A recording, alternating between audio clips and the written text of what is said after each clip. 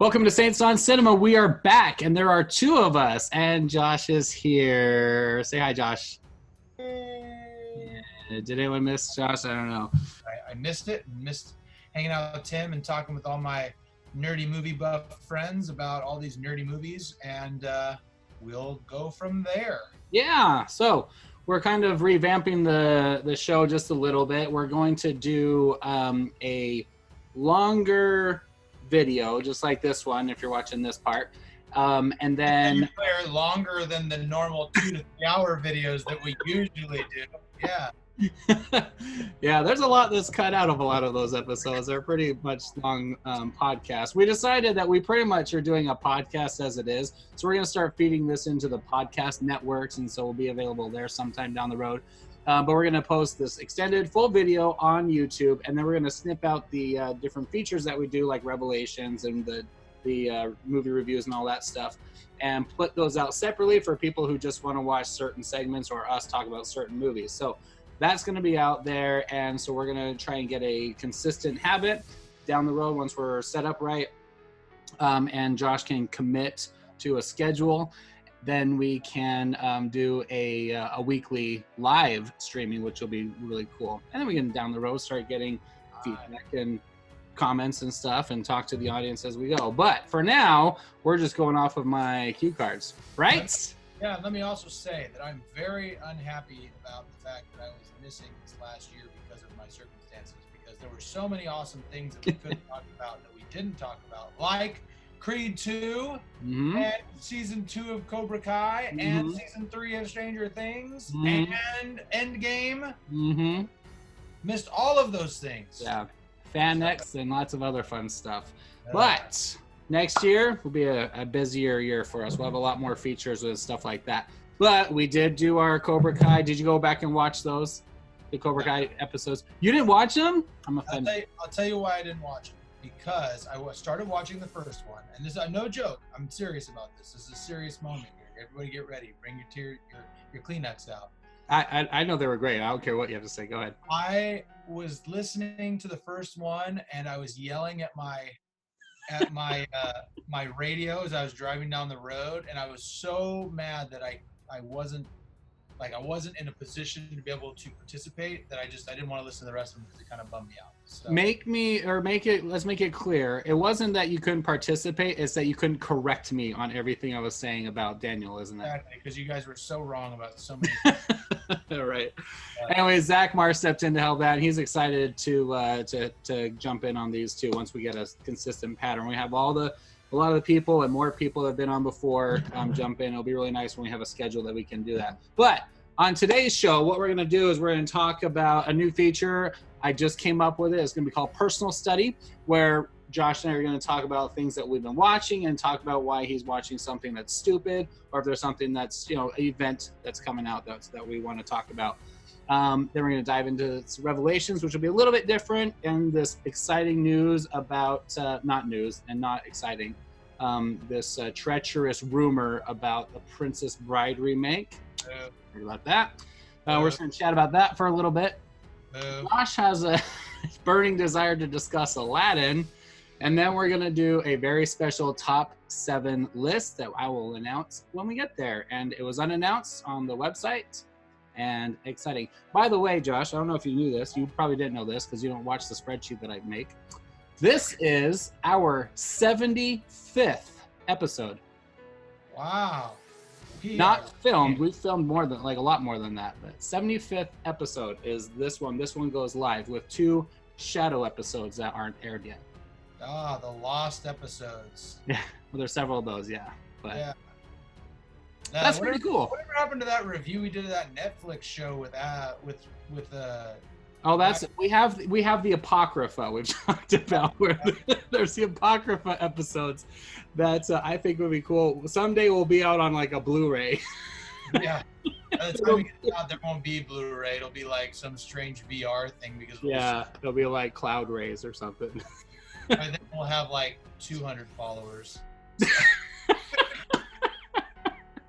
Yeah. Okay. Anyway, so first thing, personal say, I just want to ask. There's a lot of big things that came out recently. You just mentioned Stranger Things too, but personal say, I just want to know what kind of things are you watching right now? Is there anything you watched in the last week other than Aladdin that you want to talk about? Not in the theaters, just anything streaming or anything, old movies or whatever. Anything exciting you want to talk about?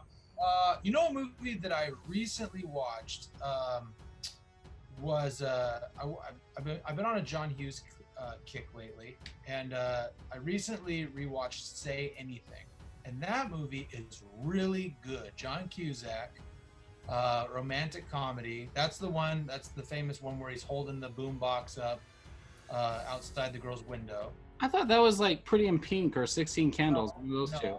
No, that was Say Anything. Yeah. So great. I've never seen it. I just finished the movie Yesterday, which the movie about the world without the Beatles and the guy. Oh, I thought you were saying you watched this John Cusack movie yesterday. I actually started the movie yesterday, and then finished it today. So, yeah, I was surprised at how good that was. So I would recommend watching it. Kind of a romantic movie as well. And then when I was on the plane, I was flying out to Chicago and South Bend and Indianapolis. And while I was out there for my wonderful weekend excursion, I watched Hoosiers. No. Oh, you watched what? Rocket Man, the Elton John movie. And then I also watched, now I can't remember the name of this movie, but if I describe it, you might remember it. It's the one with Seth Rogen and Charlize Theron, and she's like running for president. She's the Secretary of State running for president. And he's the nerdy guy who's writing her speeches. Oh, I never saw it. I never saw it. So anyway, good movie. I watched them both because they were edited on the plane. And so I was able to watch them edited. And I thought they were both really funny. Well, not really funny. Rocket Man was a little weird. I wouldn't say it was as good as Bohemian Rhapsody. It was an entertaining movie, but it was just different. But people like Bohemian a lot better, not just because it was Academy Award winning. It was just the way they did. And I didn't see either of them.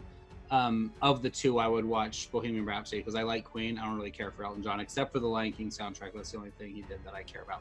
But I heard it was just the way they did it. It was more like it was a musical where they used the songs like in the real life situations where it was like it was a musical using the songs versus Bohemian Rhapsody. It was like the concert pieces and stuff and montages where they used the music. Was that right? That's exactly right. And also there was just some weird stuff that happened in Rocket Man. Like I said, I just didn't think it was as well done. So, he was gay and had big sunglasses. What's that? He was gay and had big sunglasses. Was that the? I don't think it had anything to do with it. Both of them are gay, but. It's true. Yeah, but and they both wore big sunglasses, so just different.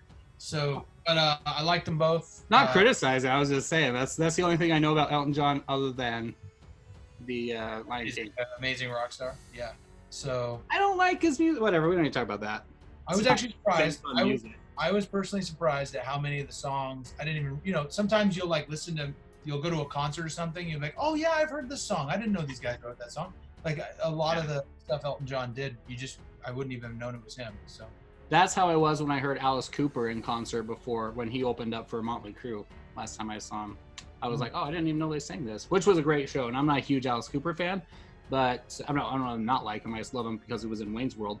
But he, I don't know, it was a cool concert. I really appreciate a lot of the fun stuff he did with his cane and stuff like that. Anyway, it's not the point.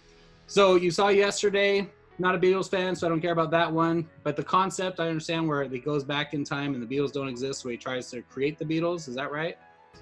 Right. So he gets hit by a bus, and when he wakes up, he's in a world without a lot of different things. But the main thing is that the Beatles didn't exist, and so he starts singing their songs, and people don't recognize them, so he starts passing them off as his own, and then there's a whole love story attached to it. So see, if that was me and I woke up in a world where the Beatles didn't exist, I wouldn't even know it. I could be in that world right now because I don't ever come upon Beatles music. I think you would be surprised how much you really do. You just don't know. Probably. I mean, now, if that happened to me and I woke up in a world like without like Fraggle Rock or Grease 2, I would notice within like 6 weeks. I don't even know why I do this with you anymore. Fraggle Rock versus the Beatles. It's on HBO now right now, and I think I love Fraggle Rock. When I was a kid, I watched it all the time, but to compare the Beatles, And Grease 2, anyway. Okay. I gotta hit that soundtrack like once every couple months because it's just great. At least recently. What's that? What are you watching recently? I was gonna say. So, did you do the Dark Crystal thing? Nope. Not at all. Not at all. I watched the first half of the first episode, the pilot, and it wasn't that I didn't like it. It's just it was way too like Lord of the Rings. No, it wasn't terrible. I was trying to figure out what they were doing, but they're expanding to like these different nations of Gelflings and how different ones have different cultural aspects. Like these ones are smart and these ones are workers and these ones are warriors, whatever.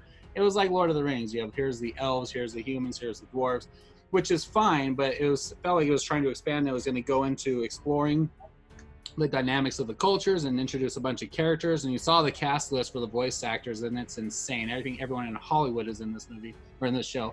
But they expanded, and I just kind of fell. You know how I am with plot. I don't do plot very well, so I started getting confused, and it was really late. And I was like, I don't have the attention for this right now, so I stopped it. I was going to come back to it later, but Zach Marsh was visiting that same weekend, and I pulled out a couple of shots from it because the cinematography and everything is really, really good.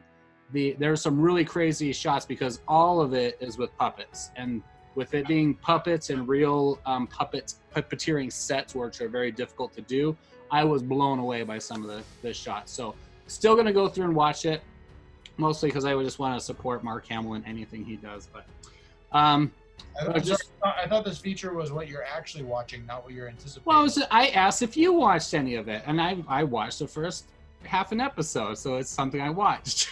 10 minutes of our time. Okay. It's relevant, you jerk.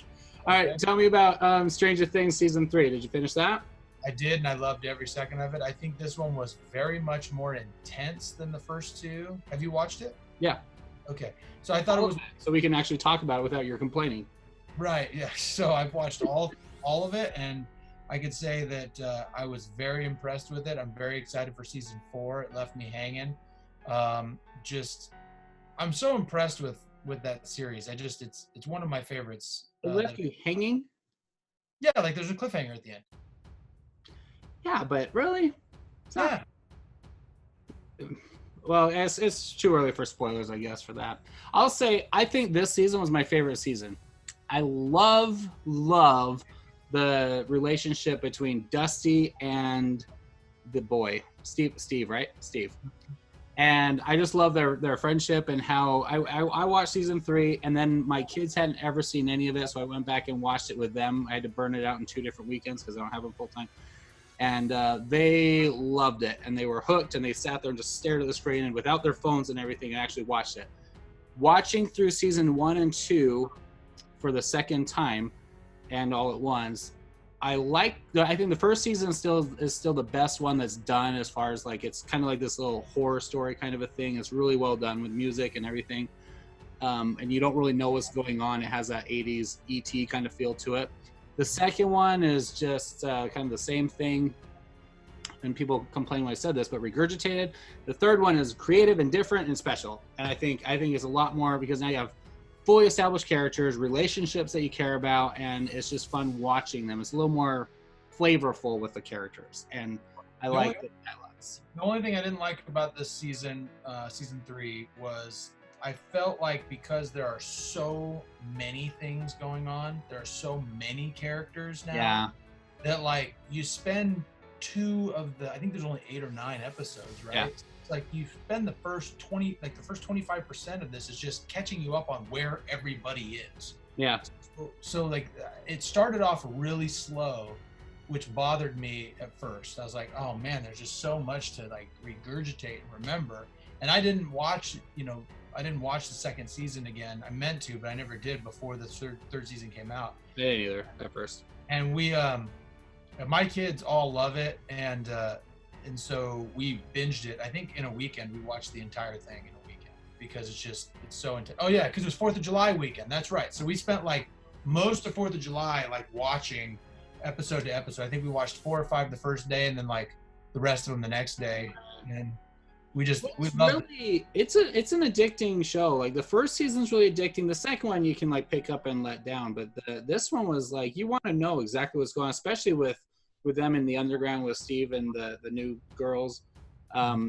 Underground is really kind of, it's not intense, but you're like, what the crap are they going to do? And they're disconnected the entire storyline until they all rendezvous at the mall later, which sequence was awesome, I'll say.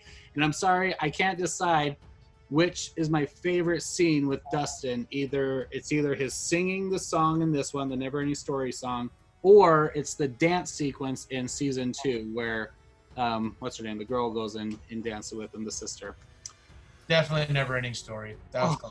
I don't know. If you go back and rewatch that scene at the dance, it's beautiful. Like, well, the snowball or whatever, that was two seasons in the making. So that was kind of a cool way to end season 2, just in general. But yeah, I mean, fair warning to everybody with kids: if you're watching this and you haven't actually watched Stranger Things season 3. Sorry, my brother just opened the door and a moth just flew right through.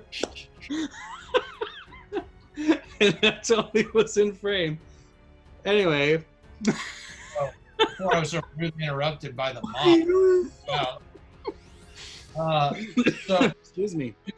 Just a fair warning to people who haven't watched Stranger Things season 3 yet.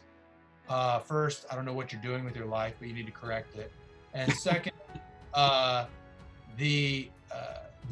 there are some really, I felt like this was much more intense, so much that like my 2 youngest, who have watched both of the other seasons and didn't really have any problems with either of them, really got bothered. I can't remember, I think it was episode 5. It was really intense. It's the one where they're getting chased by the big monster in the mall. Right. And we had to shut it off. I'm like, all right, let's watch something funny for a minute. Before bed, and two of them ended up sleeping on the floor in my bedroom because they were scared. So and that does, my kids are usually pretty good with that type of stuff. I mean, so it's pretty intense. Just a fair warning. I was gonna say the sequence with the what's his name, lifeguard, was it Brian? I remember the long haired kid. The guy who's that's the stuff with him throughout the show. That was, to me, would have been the scarier part.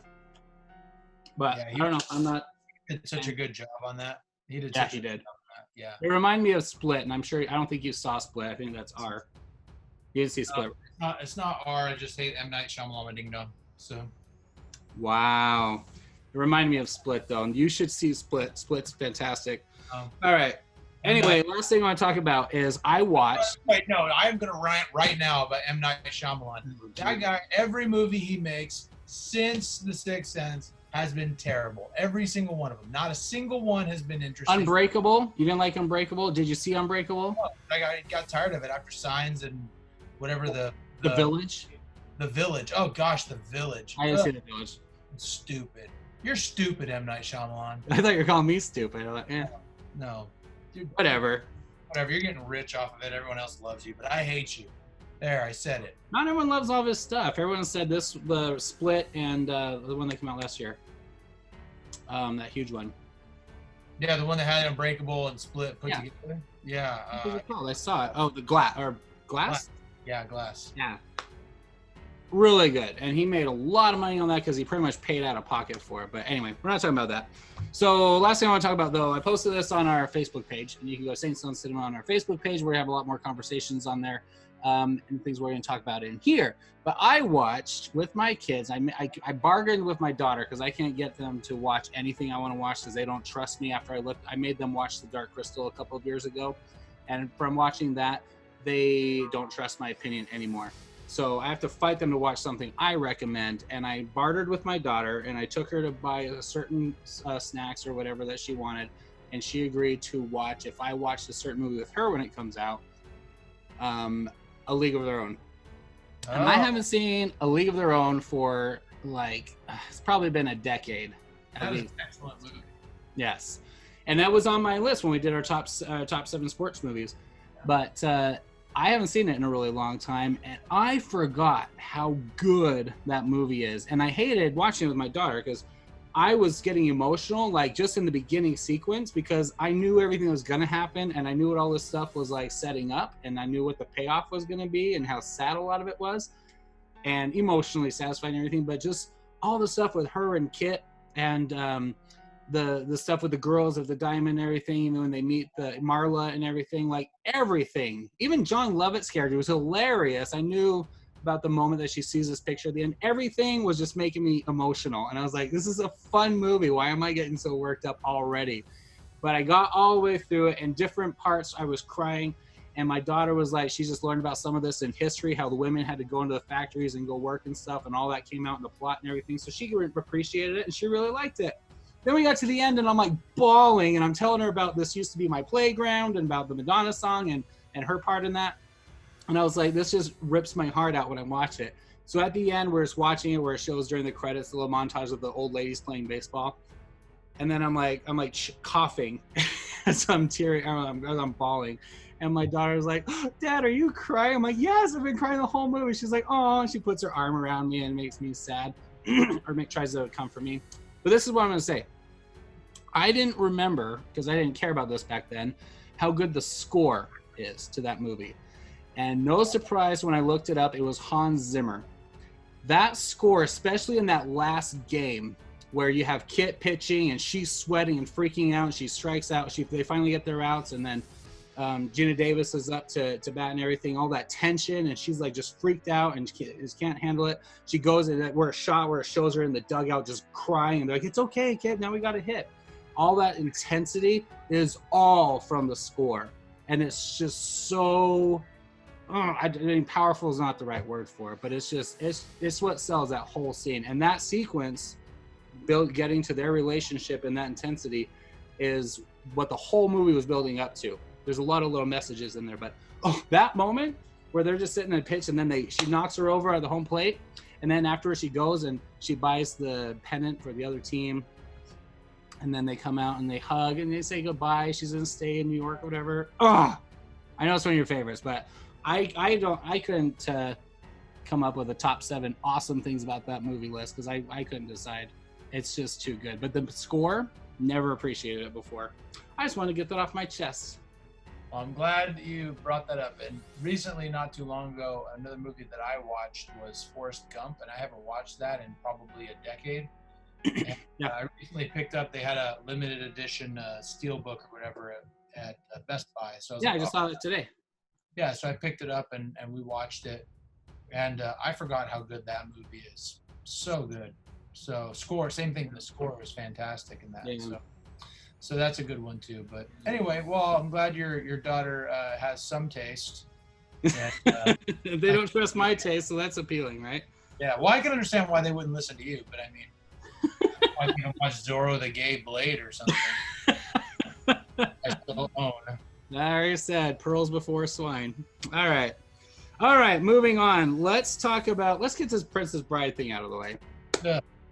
So what did you hear about this? It's not actually a lot of news. It's just all I heard was that they were talking about possibly remaking it. And if they do it, it's the absolute epitome of a money grab. It's everything that everybody hates about Hollywood, because there's no way you can recreate that magic. Everything in that movie was absolutely perfect in my mind. I mean, everything in that movie, I would not change a single thing.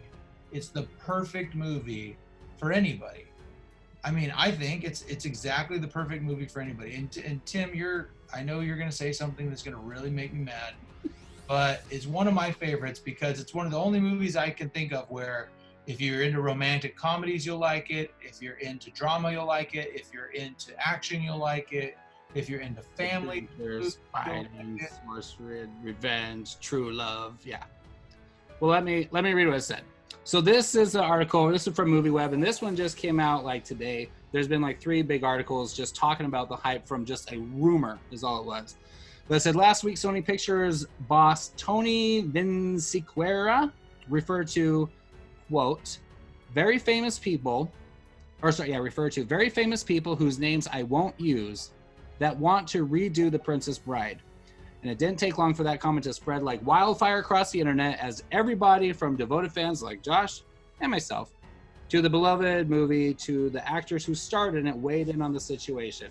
Wait, did you have to like think about whether you're a devoted fan? No. Haven't you Not at all. worn the Man in Black costume twice to a Comic-Con? Yes. Okay. Yeah, of course. And Carrie Ellis is one of my heroes, but I have thoughts about this that I never thought I'd have. Let me explain. So speaking of Carrie Ellis, he said he took a cue from his character and said that there's a shortage of perfect movies in the world. It would be a pity to damage this one. And then Jamie Lee Curtis, who married the Six Finger Man, Christopher Guest, she said, "Oh, really? Well, I married the Six Finger Man. Obviously, why we have stayed together for 35 years is that he's the only one, the princess. There's only one, the Princess Bride, and it's William Goldham and Robert Reiners. Life is pain, Your Highness. Anyone who says differently is selling something. Blah blah blah blah blah." No one, it appears, from the cast or the original production had anything to do with this comment. It's just famous people. So everyone's in an uproar. Everyone's like, no, it can't be done. It shouldn't be done. Don't touch it. It's a perfect movie and everything. Over the years, now I love the character. I've loved the movie. Oh boy, here we go. I love the book. I bought this book and I got it signed by Wesley Buttercup, or not Buttercup, Honey Robbins' signature, but Shaw, what's his name? What's his name? From Toy Story. Vincini. Yeah, I know who you're talking about. Oh, I can't remember his name now. I feel embarrassed. Anyway, and Prince Humperdinck, I wasn't impressed. I don't remember his name. But anyway, I got them to sign it, pay a lot of money for it, and then, of course, you know, I love Wesley, dressed up as him, met him. And this is what I'm going to say. When I met Carrie Ellis, I said to him, almost emotional, I said, you know, there's like a dozen Robin Hoods, a dozen Zorros, and there's a dozen King Arthurs, more than. But I said there's only one Wesley, and you're it. And that's why I told him it was like an honor to dress up as his character because of the attention and fans and stuff loving seeing me, wanting to get pictures with me. It's really exciting because it's an homage to that character, one of a kind. Having said that, as I thought about people who said what you said, that's even Carrie Ellis, that it's a perfect movie. One, I love it for everything that you just said. It is the perfect romance, a perfect fantasy, a perfect comedy. Everything's all in there. I don't think it's a perfect movie, and there's things that leave me unsatisfied that we don't need to get into. But the concept of remaking the movie, here's the thing. I never thought I'd have this opinion. I don't think it should be redone like thinking there's anything wrong with it. But I do think if the right person had the right motive and had a vision that they wanted to bring to it, I don't think there's a problem with redoing that story. Just like when I watched Robin Hood, Prince of Thieves, which I think is an amazing movie. People have little flaws that they don't like, and they don't like Kevin Costner or whatever, his accent, whatever. I think it's a fantastic movie. Does that mean, and I don't think it could be done better than what was done in that movie. Does that mean I don't think other people should ever do Robin Hood again? No. I think that every reimagining of Robin Hood has been, for them, except for this last one, has been good in its own way. Most of them. But even Kevin Costner's Robin Hood, I don't think that's necessarily better than Errol Flynn's Robin Hood. And I don't think Russell Crowe's Robin Hood is bad at all compared to Kevin Costner's. So why is it this movie is the one that everyone's like, you can't touch it, it's a legend because it came from this book. It wasn't a movie then a book, it was from the book. You know, so you answer that. Why? And I'm not trying to debate. I just had this thought. I was like, I don't see why this one specifically needs to be protected.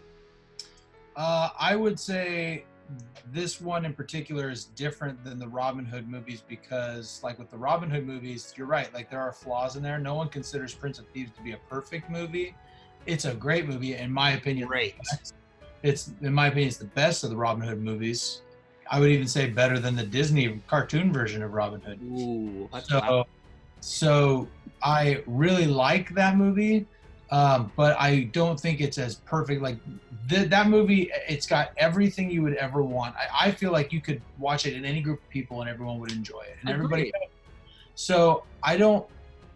I also think that we're dealing in the timeline of what we've been dealing with, and that they've remade so many movies, and they've been so terrible. Like, very few of the remakes have actually come out good.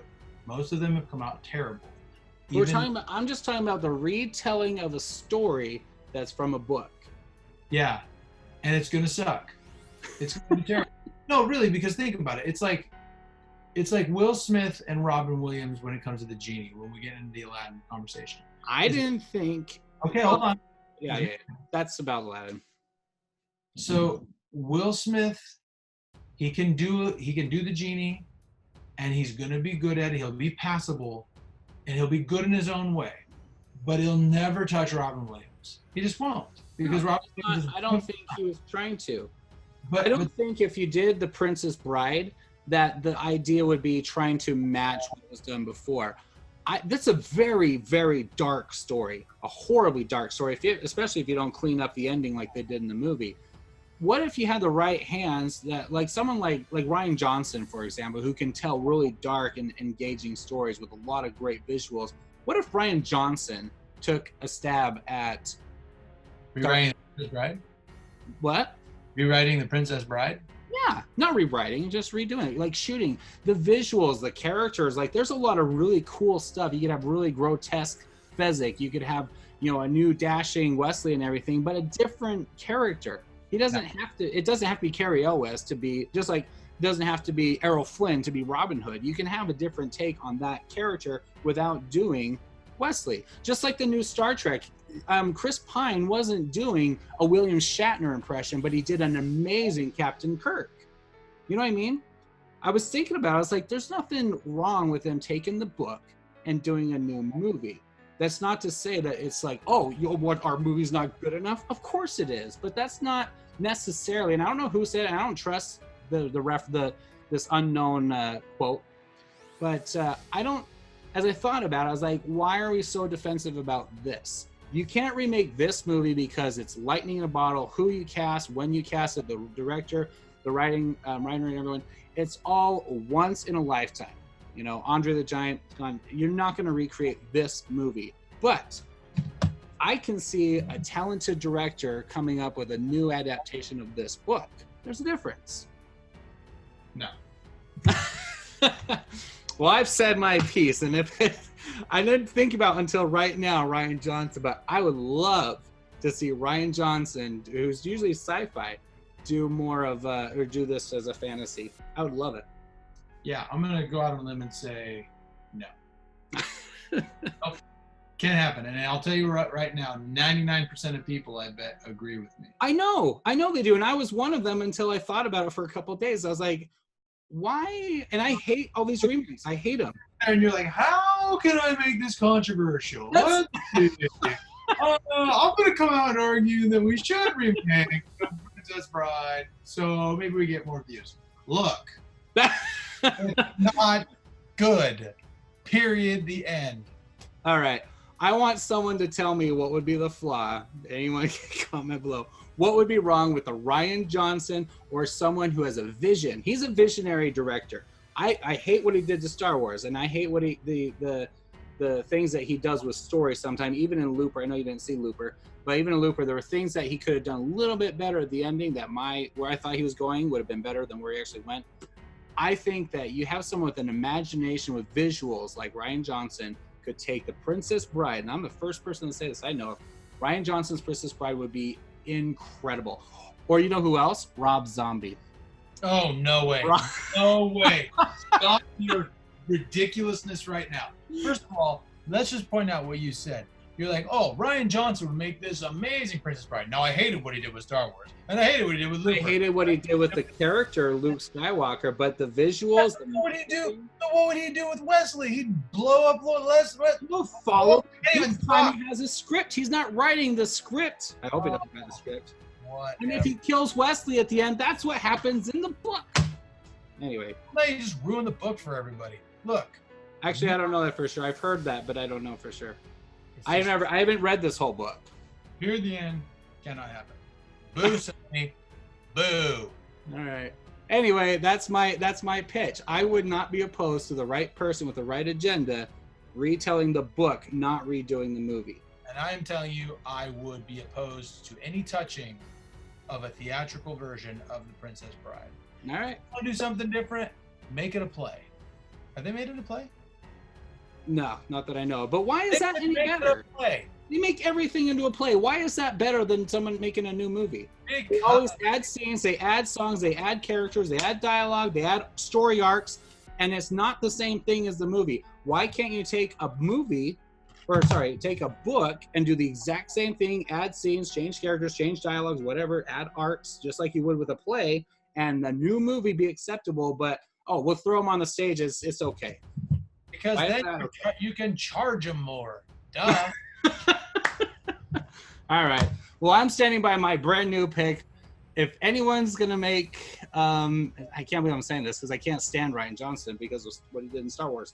But Knives Out looks awesome. I love Looper, and I never saw that for the other one he did. But anyway, Rian Johnson, The Princess Bride. That's my new pitch for the world. You heard it here first. You're going to see. Anyway.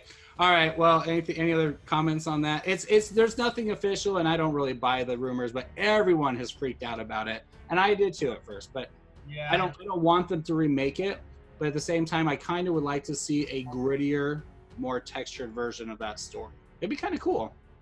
Not make it a comedy, make it an action adventure, like a total adventure, like a Russell Crowe Robin Hood kind of a texture to it. Oh, that'd be awesome. So anyway, what are we talking about? All right, moving on. Okay, well, let's talk real quick. This is our new, this is going to be a different Revelations episode. We're going to go through this real quick.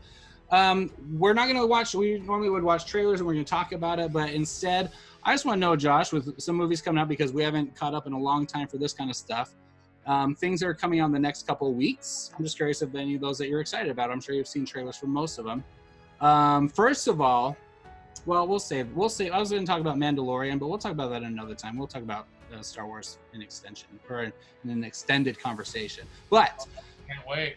yeah, because we do have a discussing Star Wars feature. That was our pilot episode. Anyway, Ed Astra, the Brad Pitt space movie. Do you have? I don't even know if that's R or not. Maybe you can't watch that, but I don't know. I have seen the trailer and it looks pretty cool. Looks good. I heard it's a really slow burn. That's out in the theaters right now. I'm going to go see it because that's what I need to do a review, and I'll probably throw it on here. Downton Abbey. Do you know anything about Downton Abbey? Because apparently this exploded. I know a bunch of people who like it. I don't even know what it is. It's some sort of British thing. So Yeah. When I saw the trailer a few months ago, I was like, this looks stunning. It looked beautifully shot. But I thought that about The Nun, which was terrible. But I don't know. I don't have an interest because I don't know anything about it or any of the characters. And people I talked to a lot of people in my ward yesterday who all saw it and they loved it. And they're like, you saw Rambo instead of that? I was like, yeah. Sorry, but apparently more people in the world saw Downton Abbey than Rambo. So that's interesting. What about Hobbs and Shaw? Was that your thing? I actually saw that. Did you like it? I did. So 1 minute review. Do it. Okay, so Hobbs and Shaw it's just a Fast and the Furious spin-off that is just featuring The Rock and Jason Statham. Yeah. It's a good, fun movie. Don't expect like a serious plot, right? Like it's not going to be Academy Award winning in any way. And it's even more over the top than the Fast and the Furious movies. There's one scene in particular where I would say it was one of the most ridiculous things I've seen. Like I can suspend disbelief, but I can only go so far, right? I mean, at some point... Was it where the car went around the cliff or whatever, like I saw in the trailer? Something like that? The car's flying off the cliff or something? There's a different part. There's a different part. It's a good movie, but I was just like, okay, this is even worse than like when in Live Free or Die Hard, he like took down the helicopter with a car, you know? Or like the Triple X thing where he went from a... If you remember... I never saw Triple X. I'm not a Vin Diesel fan. So he's driving down... There's a scene where he's like riding a motorcycle, and then all of a sudden out of nowhere, he just jumps this motorcycle without a ramp, just jumps at like 18 feet and goes in between barbed wire and the top of the fence. I'm like, that's not possible. This is so like that's kind of what you're gonna get. It's just way over the top, but it's good fun. It's fast cars and fun stuff, and lots of plucky comic relief between The Rock and Jason Statham. So I like them in the last one. Their dynamic is fun, but I just don't care about these movies. I like going to the theater to see the movie because it's one of those movies that, you know, the sound and the cars and everything, it's cool to see in the theater. It's designed for that experience, yeah. But it's not one that like you have to see in the theater. You could easily watch it on Blu-ray or 4K and get a good feel for it. It's, you know, it's Not easy. like Ryan Johnson's Princess Bride, coming soon to a theater near you. Gosh. Anyway. All right. Okay, so coming out soon, Abominable is a new cartoon. I've lost track of all these ice creature cartoons. Yeah. Nothing? You can take your kids or anything? Do they know about it? No. If not, don't tell them. I don't know. I'll take the one they're excited about. It's not in the next couple weeks, but they are excited about Frozen 2. That's in the next month or so. Yeah, they're excited. Are you excited? I mean, I like Frozen. I thought it was a good movie. It'll be interesting to see how they do it. I mean, Disney's actually done a pretty good track record, in my opinion, of sequels recently. So we'll see how they do with it. Okay, we'll talk about that when we talk about Aladdin. I think we definitely are coming up on needing to do a top 7 live-action Disney movie. I know my table's shaking. How's that? It's like a tremor in here. Yeah. Yeah, we'll talk about that. How about Judy? Have you heard about this Judy that comes out this week? That's the one about Judy Garland. Kind of depicts the end of her life and the tragedies and everything. Have you heard about this? I haven't. I'd love to see that, though. Sound like Who plays her? Oh, I don't know. Shoot, because I didn't hear about this until some other movie reviewers that were talking about it. That they went to the advanced screening and they were talking about it. They said it was really good. I don't know anything about it, but I'm not a huge Judy Garland fan. I'm really fan. I'm really not. But I don't know. I was from what they said. I didn't know about the tragedies at the end of her life. Kind of depicts that, so I'm kind of curious about it. But I never was a fan of hers. But the person, I wish I looked it up. The person that played her, I heard, was fantastic as Judy Garland. So there's that for you Wizard of Oz lovers. I'll tell you a movie that's out right now that I really want to see. It's Peanut Butter Falcon. Mm-hmm. I really want to see that one. Everyone and their dog has seen it except for you and me. So we're fantastic movie critics. Yeah, we're the best. I heard just amazing things about it, and even the trailer. I really wanted to see it, and I'm not a Shia LaBeouf fan, but it looks really good. And there's a really tender thing about the character. The is he Down syndrome? I can't remember what he was, but if a kid is, this was a real thing where he loved the wrestling and he wanted to do it. So I could see why that just pierced your heart, didn't it?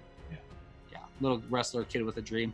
Okay, Joker. You can't see that because it's R, but did you have any interest in that? I absolutely want to see it. I like, honestly, if I'm gonna make an exception for our movies, it would be Rambo and Joker. Those are the two that I would make exceptions for. I'm not, but I would. Because, right. I mean, I love the Rambo series. I think that the first Rambo is beautifully done, and I think it's amazing, and it really does show that Sylvester Stallone actually can act, considering how little dialogue he has, but can still like portray some real emotion. Yeah, for sure. Yeah, so I thought the original Rambo was great. The sequels were, man, they got worse as they went on. And I haven't seen the last one that they just did, but I heard it was actually pretty good. So I'm going to talk about that. So pausing our Revelations conversation, there's nothing really important to talk about. Finishing that thought though, Joker, I got tickets to go see it opening day with Jason LeBaron, who's been on the show. We're gonna go see it, and I'll give you my report. Really excited about it, and we won the Venice Film Award or film, or whatever that festival was, and I guess they've given that award to a lot of our Oscar winners. So that's kind of a speculation people are having, and it's just gotten critical praise both ways actually. I heard it got an 8-minute standing ovation somewhere. Yeah, that's what I got there. Yeah, that's crazy. And then also, a lot of people are saying it's very not divisive, but it's or divisive. But it's like it could be like people think it's going to like spawn some violence and stuff like that. But people said that with the Heath Ledger Joker. So I don't know. We'll see. I'm excited to see it. I'll let you know. It seems really artsy and awesome. Yeah. But okay, let's talk about Rambo for a second, just because you brought it up. I watched the new Rambo. I threw my Tim's take up there. I don't think I really described. Did you watch my review, or are you too good for me? I am. Okay. All right. I don't want to do, because if I do actually watch it, I don't want to know anything about it before I watch it. I don't review anything in a 2-minute review. I'll just say the violence is everything you want from a Rambo movie. Like, it is awesome. You know what he's capable of. In the first movie, like you said, he holds back, and he always is. He's maintaining his cool. He tells the sheriff, he's like, I could have killed all of them. And he only kills like 2 people in that movie. The guy in the helicopter, which wasn't his fault, and then the you're ruining things for me. Don't tell me. The first movie. Oh, in the first movie. Okay. No, I'm sorry, 35 years ago. I'm sorry, I'm ruining the first 10 minutes of the movie. You're talking about the new one still. No, on the movie, he kills like everyone. But no, the original, he only kills because he's holding back. This one, you see him just cutting loose, and he doesn't have his restraint anymore because lines have been crossed, and that's the story. It's a dark story, and Stallone's talked about that in interviews. But you see, they're all coming to the house, and he Home Alones it, but in very violent ways with all of his weapons. It's kind of like Commando, the opening scene. Do you remember? You saw Commando, right? Years ago. So I like the opening scene in Commando where they're attacking his house, only he didn't have time to get ready. This is like you're attacking Rambo's house, and he had plenty of time to get ready, and it's awesome. But the way the action was shot was fantastic. But the problem is it's a choppy, sloppy story. Like it really is. It's like Taken, but kind of boring. But they kind of introduce a few little themes that don't ever play out. It's just trying to hurry through to get to the action, which is great. The last one was good. The one that you didn't see. It was really good. A lot of good story, a lot of interesting things with the character. But here's the thing. I just watched Rambo's 2 and 3. Even though that's not their names. We know their names are different. I decided these movies are boring, Josh. Okay. Boring. Okay. I don't even know how we... They're just... The third one is near unwatchable. The first 2 are good. The first 2... The first one's amazing. The second one is good. The third one is bad. This is my assessment. I just decided this yesterday. Rambo 1's a great movie. And the alternate ending where he was killed at the end of it, where he forces Troutman to shoot him, that would have been a good ending. They were both fine, but that would have been a good way to cap it off, and here's the movie, based on a book. The second 2 movies, he's a different character. They don't really play out the PTSD and all that stuff. He's just an action hero who's just out. He's like, I'm trying to survive, or he's in jail and he's going to take this mission. The government's going to just turn their back on him. We know that's what happens in every movie, but it's the story's kind of boring. Stallone, I'm sorry, you know how much I love Stallone, you know how much I love Rocky, but when he's not playing Rocky or Rambo in the first movie, where he's like vacant because he's not he's like withdrawn. He's like, huh? Or Lukaku. Yeah. But when he tries to tell, jokes or have like real conversations, like with the girl in the second one and stuff like that, or trying to be threatening in the third one, it doesn't pull off. I'm sorry. Stallone back then, he had a very emotionless, kind of dumbfounded, like he's kind of confused face. And I love Stallone, but that's a good face for Rocky. And that worked for Rambo in the first movie. But when he's like got control, the way they portray him, trying to tell jokes, trying to go on these adventures, I'm sorry, I don't buy it. He seems like a crappy actor in those because the way they wrote the character isn't the same character. He's not the same person he was in the first one. And you can say that's because he had an arc and he progressed. Yeah, I don't buy that either. It was boring. Not until the last 2 did he actually have an arc. So yeah, I decided the Rambo movies are kind of boring. First one's great. It's a drama, not an action movie. Think about that. I think you should be put on timeout. Yeah. Anyway. Here I am defending a reboot of The Princess Bride and saying Rambo's are bad movies. I want everyone to acknowledge what just happened here. He went in there and he said that they should reboot The Princess Bride with a director who he absolutely hates in everything that he's done of substance. And then he tells us that Rambo is terrible. And then he also tells us, first of all, he hints that he thinks the Robin Hood cartoon is better than The Prince of Thieves, which I think is ridiculous.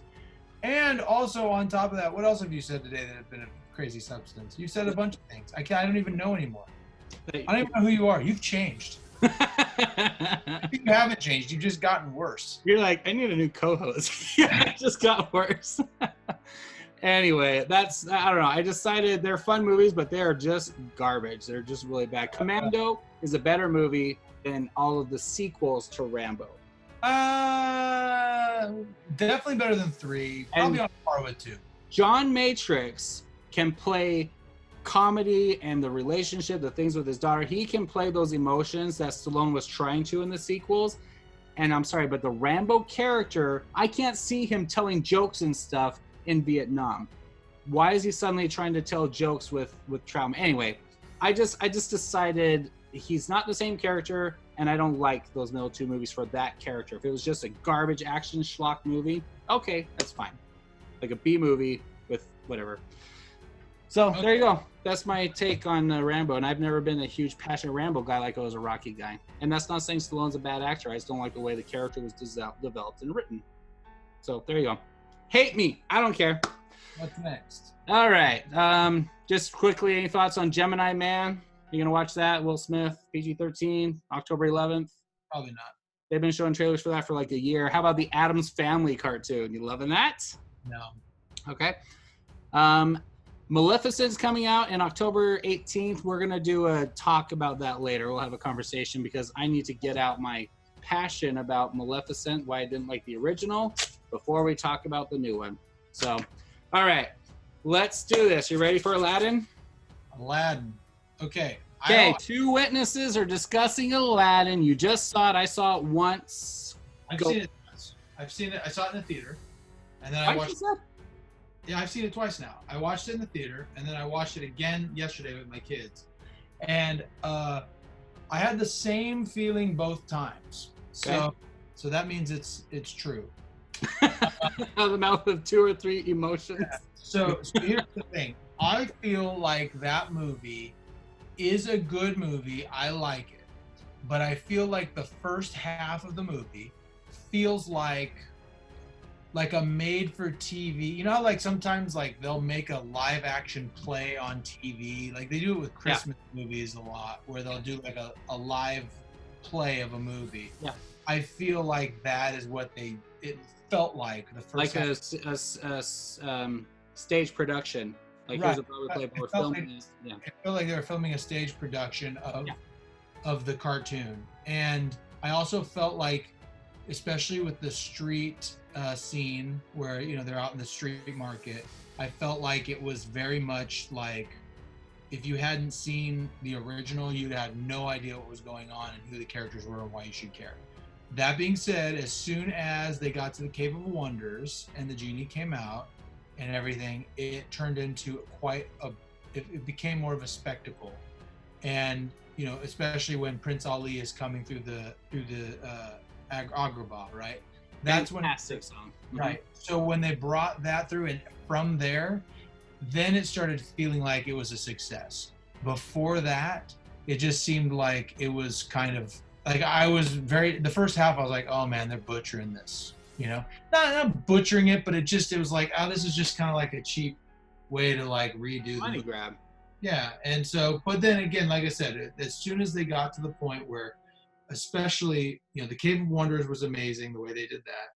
It was the scene where he's coming through Agrabah, that was really amazing. The magic carpet was really amazing. You know, a whole new world and all that was great. I love Jafar. You're wrong. Let me finish.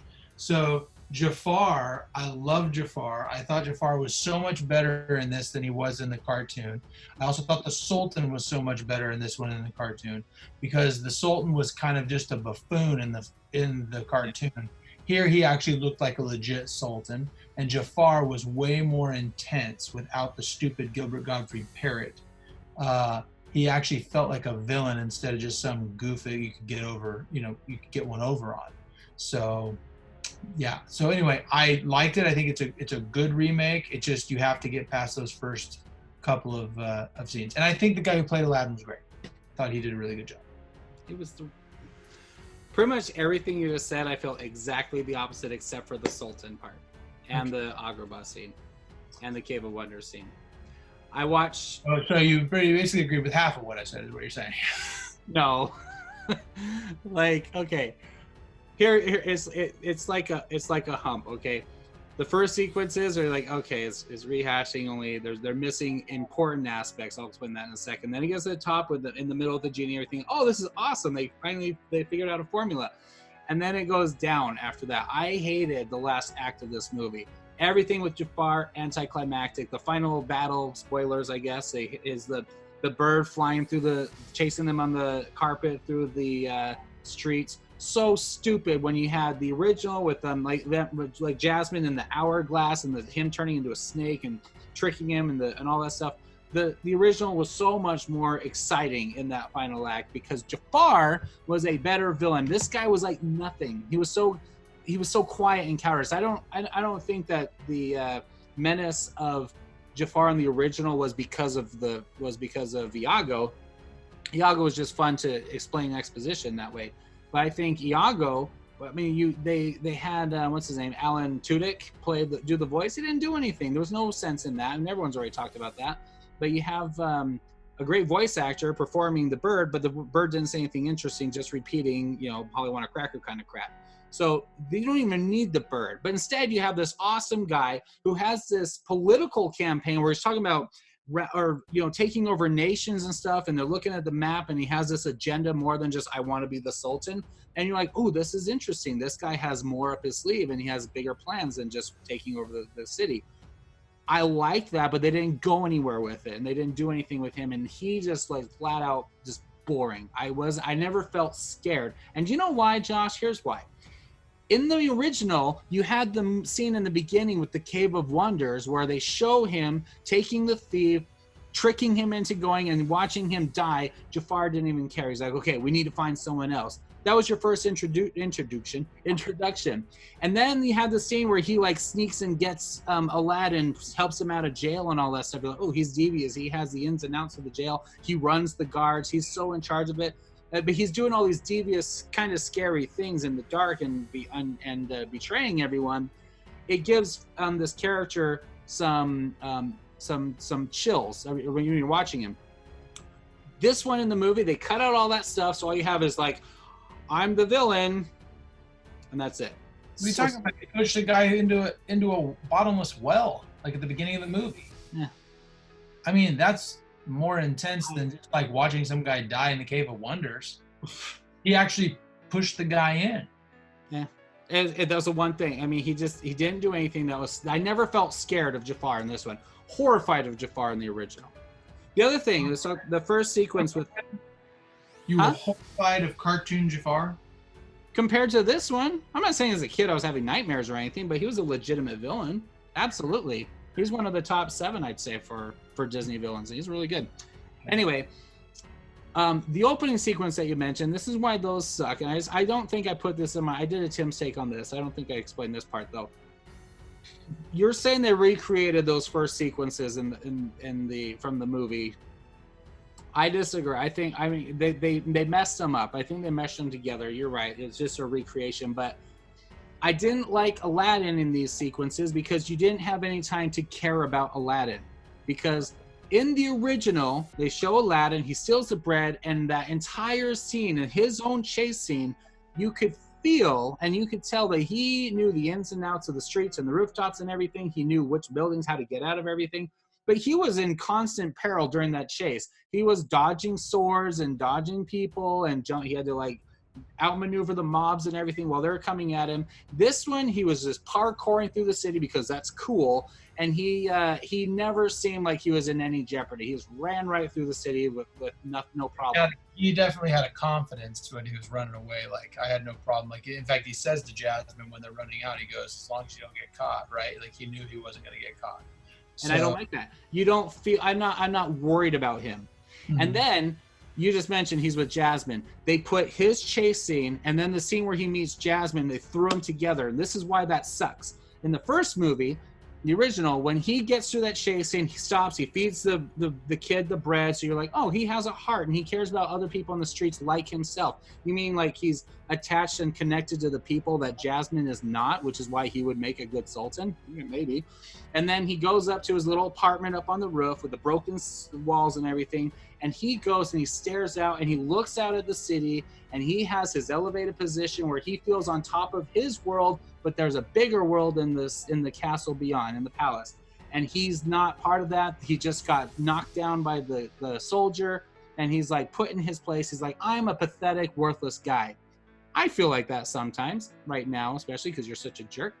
But he has that moment where he's on the roof and he's looking and he's just like thinking like, I just want to be more. You know what I mean? You have time to feel and care and get to know Aladdin. Then he meets the princess and then he gets her up to that same spot. When you take the movie, you throw it together, even though you have a half-hour longer movie, and you put those two scenes together, you didn't have time to care about Aladdin. You didn't have time to see a relationship or anything corresponding between Jasmine and Aladdin. It's just, oh, here's our hero, here's our heroess, and our heroine, and oh, they're just on their adventure. I was like, you're just rushing right through the beats, and I didn't have time to care.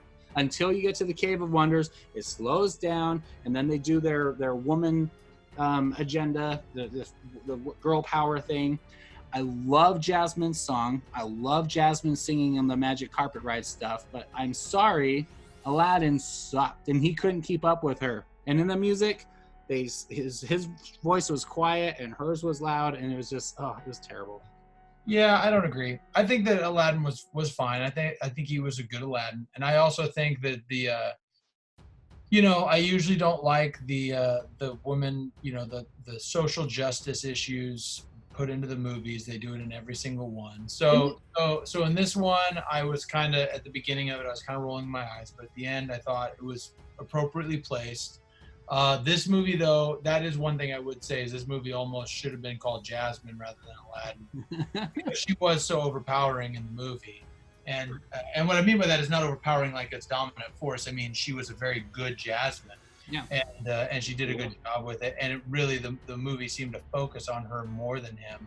And I like that. And I didn't like how they threw all this crap in Maleficent, and we'll talk about that when we get to that discussion another time. But in this one, when they had her singing her song, what is it, I Can't Be Silenced, or whatever it is, I liked that. And then she had her moment where she was being arrested, and spoiler, I guess, everything freezes, and it goes in slow motion, and she sings her song. And you're thinking, wait a minute, is this in her head, or is she singing to them while she's like resisting being arrested and all that? And then instantly after it's over, she's arrested. It didn't do anything. She's like, I will not be silenced, but I am going to be cuffed and I'll need to be rescued later. I didn't like that. If they're gonna throw this girl power thing into it, then go full swing. I didn't like them saying, hey, we're going to give her a song and then we're just going to go back to the original story, only boring with a magic carpet ride instead of the snake. It just, it was, I don't know. I liked her song.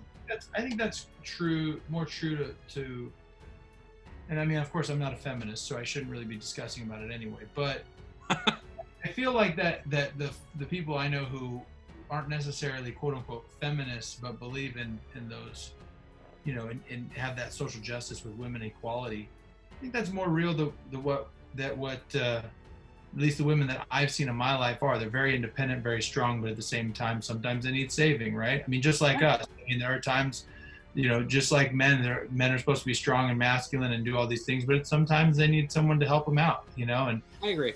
So I think that in that aspect, I think it was appropriate. Maybe the execution wasn't great, but I think that it was appropriate because sometimes even the most independent and strong people have times where they need help from others and they need some saving. So I think that was appropriate. And like I said, in this one, I didn't feel like it was forced. I think it was an appropriate thing considering the original storyline did have this whole thing with the whole I am not a prize to be won type of.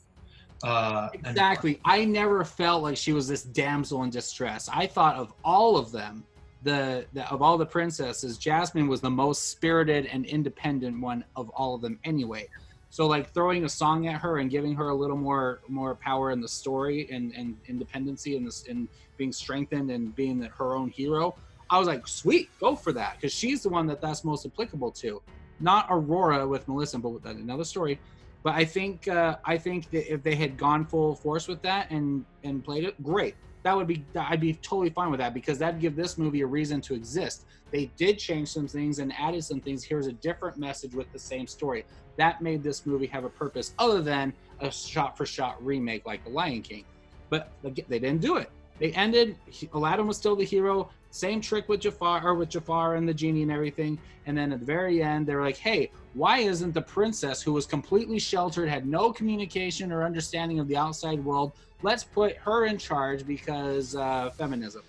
instead of Aladdin, who in the original story and in this one showed that he's in touch with the people. He has compassion for the people that are low with him, doesn't care about the prince stuff.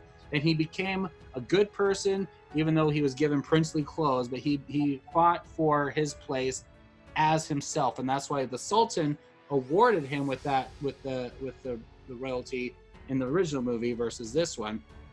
We're like, oh, let's just give her the power just because that's what we would want for a modern, diverse society that we live in now. Girl power.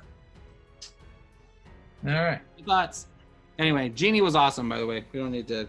I think it was great, and I love the story with him and the handmaiden thing. I loved it.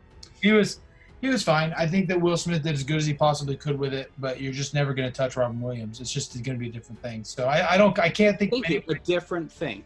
I can't think of anybody who could do as well as Robin Williams in that role. So you're just going to have to accept that no one's going to compare. I'm not saying it could be worse. I'm just saying can't compare. It's just going to be a different feel.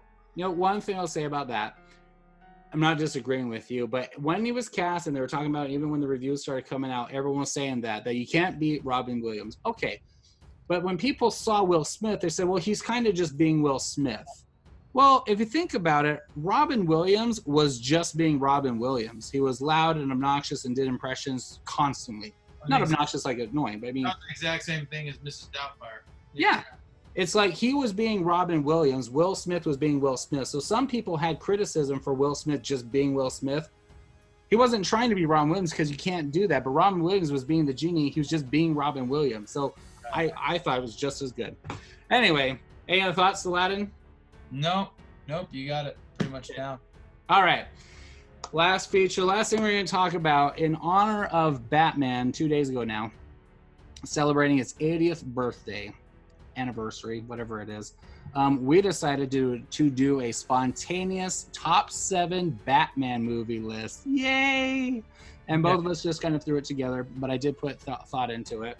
And we're going to keep this tight. I'm going to flip my half-hour timer. Half hour? It's already... Well, it's not a half hour. It's not a full half hour, but I'm just saying, if we're still talking when this is over, we're cutting. Okay, so here's what I would tell you. I have not seen any of the animated Batmans. So if you got a bunch of animated Batmans on your stuff, I considered it, but I took them out. But there's some. I'll just say, Mask of the Phantasm, phenomenal. Batman, Return of the Joker, the Batman Beyond one, phenomenal. So any fans watching this list, I just took those out of it, but those are great, and they would probably place in the top 4 or 3, maybe 2. But go ahead. All right. Well, why don't you go ahead and start? You want me to give my list? I'll just do it quick. Okay. Now this is controversial, but I took of all of the Batman movies. I have my little stack here of all this crap. Number 7, Suicide Squad. That's not a Batman movie. Even though. Oh gosh, you're not even making. You're got a Batman. Listen, hear me out. Not even in it. Hear me. He's in it. Oh. Even though Batman isn't like a main character, he is in it for a few character. But Batman, it feels like the environment and all the characters and everything, it feels like this is more of a Batman movie that I would go back and rewatch. And I actually love the Suicide Squad. I don't know why it's so rewatchable for me. I think it's a really fun movie in a Batman universe. I think it deserves to be on the list more than some that I cut. That's the most controversial. Well, maybe not. I think about even putting Batman versus Superman on my list because I don't consider that a Batman movie. But anyway. Number 6, Batman versus Superman. Because Nolan and what's his name? The director. Anyway, they don't know a damn thing about Superman. Sorry for swearing on our show, but they don't get Superman. They don't get the dynamic between Batman and Superman, why that's interesting. I'm just going to say that Batman in the Batman versus Superman movie was fantastic. And everyone agrees with that. And everyone says the age Batman, Ben Affleck did a great job. Everyone complained when he first got cast. I was like, are you kidding me? Daredevil was a terrible movie, but it wasn't his fault. He was actually good in it. But Batman portrayed a lot of the sequences, the action, the vehicles, the Batcave, the armor, the dialogue, the party, his interactions with Wonder Woman, the plot was kind of stupid, was really well done. And I love watching him as Batman. Hate watching that movie with anything to do with Superman, especially the Batman-Superman fight. Everyone's like, oh, just watch the fight. No, I hate the fight. Take it out. But as a Batman movie, it's number 6. All right, so what's number 5? Is it Justice League? No. Surprisingly, number 5 is Batman the movie, the Adam West series, the movie. 1966 one, yeah.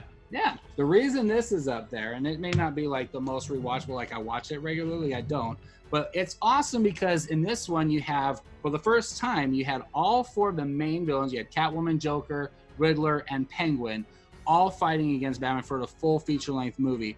And you also had every vehicle that, and some of them barely appeared in the series, but you had the Batmobile, obviously, but you also had the motorcycle, you had the helicopter, and you had the Bat boat. All of them were shown in the scene or in the movie.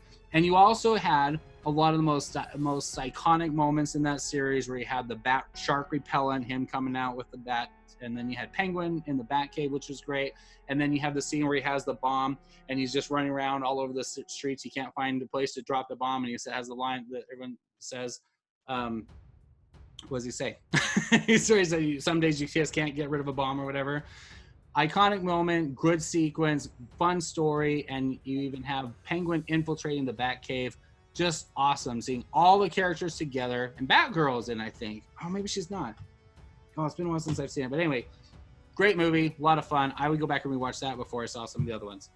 I agree, that's a good one. Okay, Batman Returns. Or sorry, yeah, Batman Returns. Michelle Pfeiffer, the Danny Elfman, and Tim Burton one, with Catwoman and Penguin, Danny DeVito. So this one could be ranked higher, but there's a few that slip in there if I'm looking at Batman movies. Some of the more rewatchable ones would actually be higher above this one. But it's fun, it's dark, it's creepy. I think some people think that Penguin is too grotesque, but I'm sorry, there is no imperfections in Selena Kyle and her transformation as a villain, and seeing her character arc, and seeing her with Michael Keaton, Michelle Pfeiffer, and him had just amazing chemistry, especially at the party sequence right before the last scene, the last fight, where they reveal and they figure out who the other person is. Such an incredible performance right there, and the music, the face-to-face song, I love it. The Bat Torpedoes introduced in this one, it sucked, but everything else about it was freaking awesome, and you got to see Batman in action a little bit more. He was not in this movie very much, but you got to see him fighting more. But the Catwoman stuff alone makes this movie just fantastic. And it's still Tim Burton. It's dark. A lot of people don't like it, but it's okay. I'm very interested in seeing if your top 3 are the same as mine. So The Dark Knight, number 3. Oh, okay. Okay, let me say, I love this movie, and I watch it more than Batman Begins, and I definitely watch it more than Dark Knight Rises because I hate that movie. That movie is a good movie, but it's not a good Batman movie. It's just not. I'm just gonna say that. It's boring. Batman's not even thrown into it till halfway through the movie. He's beaten up, and I know that's the Bane story, but you can do that and make it more interesting. Joker defeats Bane quite a bit in the other movie, but Bane just beats Batman up, throws him out. He magically heals with his magic push-ups and crunches he does or whatever, and his little chain climbs up, hikes out, walks across the world, infiltrates Gotham, and it's all magical and stupid. And then his stupid martyrdom in the end. Terrible. Anyway, this one is a little bit lower because I don't think it's Batman is a great part with Batman in it, even though it has some fun action movie or scenes. But the Joker is what makes this movie awesome. And if you were talking about Joker performances, this would be probably at the top. But as far as a Batman movie, just because it's the best villain movie they've done, I don't think it's the best Batman movie. So that's why it's down a little bit. Can you deal with that, Josh? No, but okay. As far, it's Batman. It's not, yeah. If it was the 40th or the 80th anniversary of Joker, then great. Anyway, Batman 1989 is my number 2. It's not as good of a movie. I've watched it a lot in the last few months. I don't know why. Probably like 5 times. And it's rewatchable for nostalgia reasons. It is not a good movie, and it's a really weird plot. But the visuals, the music, everything about it is, and again, Tim Burton. And what? Jack Nicholson as Joker was great. Oh, phenomenal. And everything about it is just dark, it's gritty, it's gruesome, and a lot of the filmmaking sides of it is kind of cheap and lazy in a lot of ways. It's all in a studio, it's kind of, and it shows. But what they do, the Batmobile, the slickest images, the design, the first time you saw him on the big screen, the first time you saw a dark and kind of a gritty texture to Batman, the violent side of him, fantastic. And just, I remember seeing it for the first time. I saw that movie 9 times in the theater. I remember for some reason having that count. But as a kid, watched it all as much as we could and never got enough of it. Loved it. But for a movie, it's not the best just because it's really not super great. It's great, but it's not the best. The best to me is Batman Begins. I think this is the perfect origin story for a superhero. And I think that as a Batman movie, it has the best balance of all the flavors that you want. You have his origin, you have the Bruce Wayne stuff, you have a relationship in there, you have several villains, and you have the establishment of him with the League of Shadows, which is interesting, talking about the gadgets and the things he learns, the ideas and concepts he learns is being, becoming a legend, all that stuff, or becoming a symbol. The great sequences with Alfred, the stuff with his dad, the stuff where he's learning about the Batcave, where he gets the car, even though it's not the best Batmobile, but it's not a Batmobile. And the best end sequence, you have enough Batman and you have enough pre-Batman that it balances really well and is completely satisfying with all of it. The jump scares, the secret stuff he does, the way he uses surprise and ambushes character or his enemies and everything, taking out entire mobs at once. All that stuff is just fantastic. The fight sequences are great. Batman looks cool. I don't like Christian Bale as much as everyone else did. He is not my favorite Batman, but in this, I think it was the best Batman movie all around. Wow. All right. Well, here we go. I'm going to actually change my list on the fly because I totally forgot about Batman vs. Superman. So here we go. So I'm going to put my number 7. And by the way, I am absolutely refuting your Suicide Squad as a Batman movie idea. So if you wanted to cut that off, I would put Batman Forever in that spot. That would be the next one to go on. That is by far, well, other than Batman and Robin, that is the worst of the Batmans. But anyway, I would watch Batman Forever before I watch the Dark Knight Rises. I said it. There you go. Okay. Well, here's what I put. I put as my number 7, Batman versus Superman. Okay.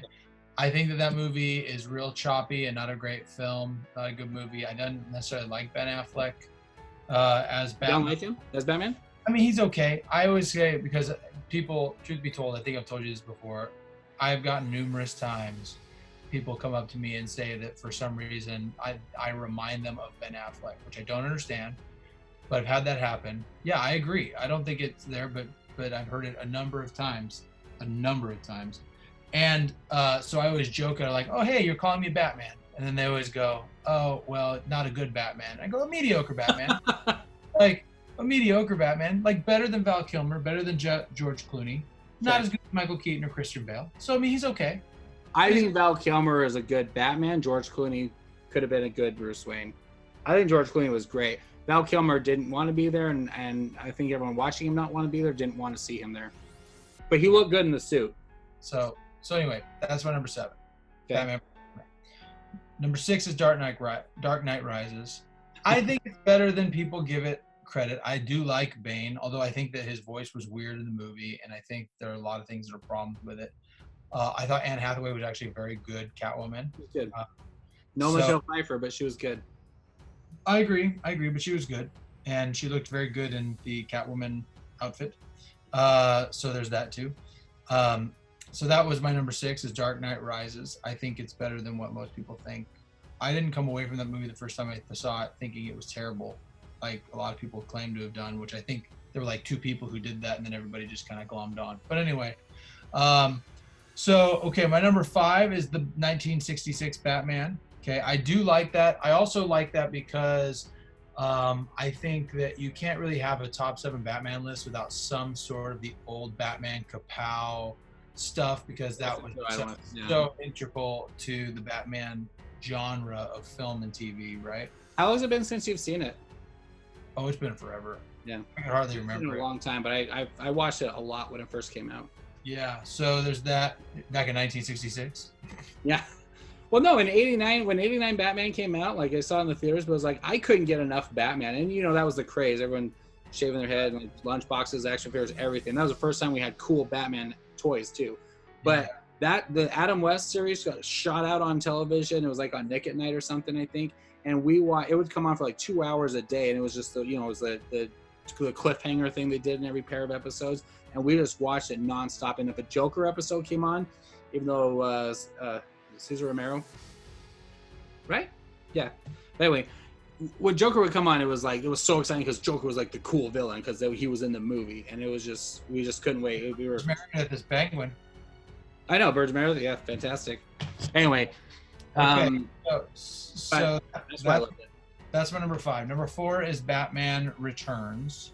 I like Danny DeVito as the Penguin. I like him being a grittier Penguin. I like that. I agree with everything you said about Catwoman. I think that Michelle Pfeiffer did an excellent job with that. Christopher Walken was good in that movie as well. Right, but we spent too much time with Walken. If they cut him out and spent more time with the villains and Batman, that would have made that movie a lot better. He was fine, but not necessary. Yeah, but I thought it was good. I like that dark Batman that had quite a feel to it. My number 3 is Batman Begins. Now, let me tell you though, Batman Begins has a special place in my heart because when Batman Begins came out, I remember thinking, oh my gosh, we're redoing Batman again. Because especially, I think there hadn't been a Batman movie since Batman and Robin, which was a terrible movie, and Batman Forever was not great. And so, even though on paper it should have been with Jim Carrey and Arnold Schwarzenegger in it, but it just wasn't. So I was like, oh, we're redoing this again, right? And then when I went and saw it, I was like pleasantly surprised at how great it was. And I agree, like it is the perfect origin story for a Batman movie. I do agree. So that's why it's in my top 3. My number 2 is 1989 Batman. I love Michael Keaton as Batman. He's such a like non-traditional choice, and I think he did a really good job with what he had. Mm-hmm. And I also loved Jack Nicholson as the Joker. I even like Kim Basinger's Vicky Vale. Oh, she's great. In that too. So really good stuff. And then my number 1 is Dark Knight because Heath Ledger was fantastic, and I'm really interested to see Joaquin Phoenix. He was funny when I heard that he was doing it. I thought to myself, I was like, if there was anybody who could do justice to it after Heath Ledger, Joaquin Phoenix would be like on the short list of people who could do it. And he apparently, it sounds like he really did it. I'm really excited about seeing it eventually. So everyone's saying it's not a comic book movie, and they're telling everyone like, don't go in expecting to see it like as a superhero or a comic movie. It's the character, but it's just the character. That's it, and it's But yeah, Dark Knight was such a good movie, and I do like Christian Bale as Batman. I know everybody gives him crap about his voice and all that stuff, but I really liked it. So, can I just say about that? I didn't mind the voice in the first movie because he only said a few small words here and there. It's in the second movie that's when he started giving like entire monologues. Harry was the best of us all, and we got to. It's like, okay, it makes it more annoying the more you talk. If he's just saying a few things here and there, swear to me, it was fine. I don't remember anyone complaining about the voice until the second movie. I think that's true. Why. So, but anyhow, that's my list. Okay. Who's the best? What's your favorite Batman? Man, I go back between Christian Bale and Michael Keaton. Really? It's got to be Michael Keaton. Huh? I think Michael Keaton, the look, the character, the persona, just everything about the way he plays it, even though it's not my number 1.